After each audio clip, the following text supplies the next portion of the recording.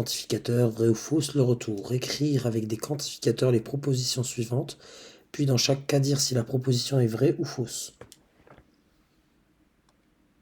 On ne nous demande pas de justifier. On va quand même essayer de le faire. Tout antinaturel est pair ou impair. Donc dès le départ, je vais considérer K un entier. Donc la proposition qu'on nous dit là, c'est que pour tout n appartenant au naturel, n égale à 2k ou n égale à 2k plus 1, affirmation qui est clairement vraie.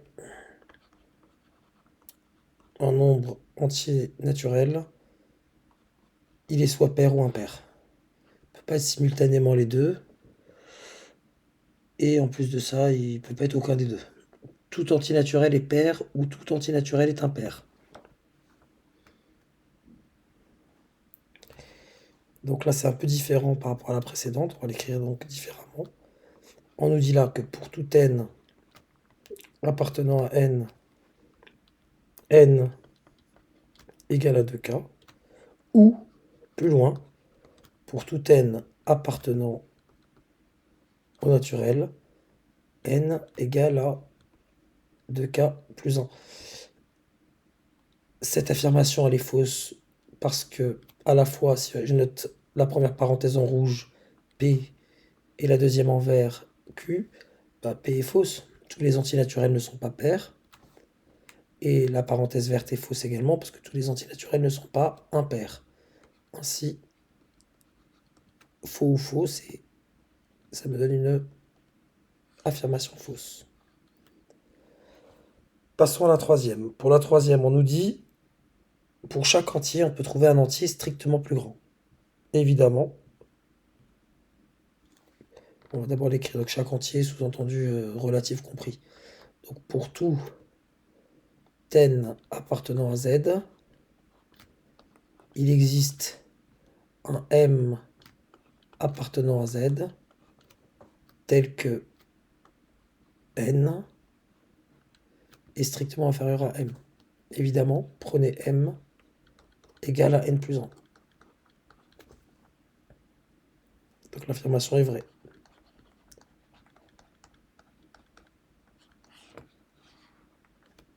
Il y a un entier plus grand que tous les entiers. Donc il existe, alors on va l'appeler grand M.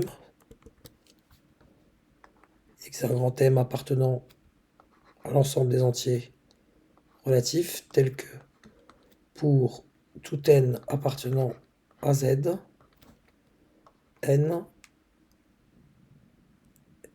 on va supposer plus grand strictement, et inférieur à... C'est clairement faux.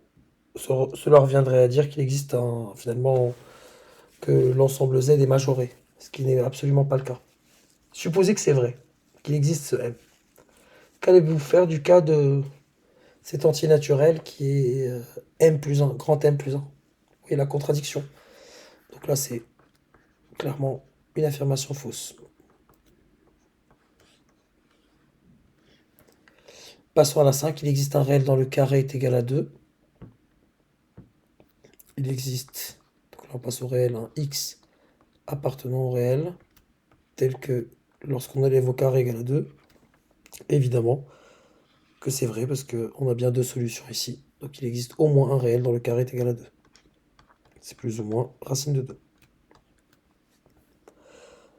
Tout nombre réel, donc c'est une affirmation vraie.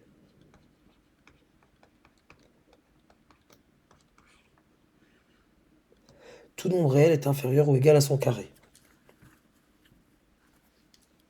Pour tout x appartenant à R, on a x inférieur ou égal à x au carré. Cas classique, pour montrer que c'est faux,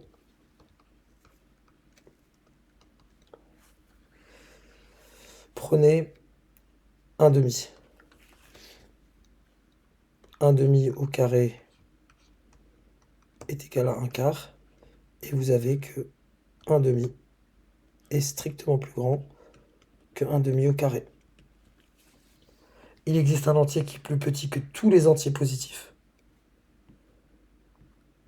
Donc, est-ce qu'il existe un petit m appartenant donc aux entiers, donc entiers relatifs, tel que pour tout n appartenant aux entiers positifs, m est strictement inférieur à n. Évidemment qu'il s'agit d'une affirmation vraie, moins 1 par exemple.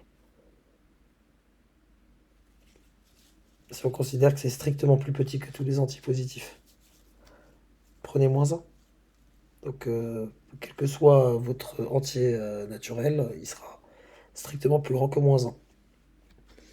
Enfin, pour tout entier naturel, il existe un entier pair plus grand que lui. Donc, pour tout n appartenant à grand N, il existe un m appartenant, du coup, aux entiers pairs, tel que n est strictement inférieur à ce m, évidemment. Là, vous pouvez faire une disjonction de cas pour montrer que ça fonctionne. Si n est pair, si n est pair, prenons m égale à n plus 2. Et si n est impair,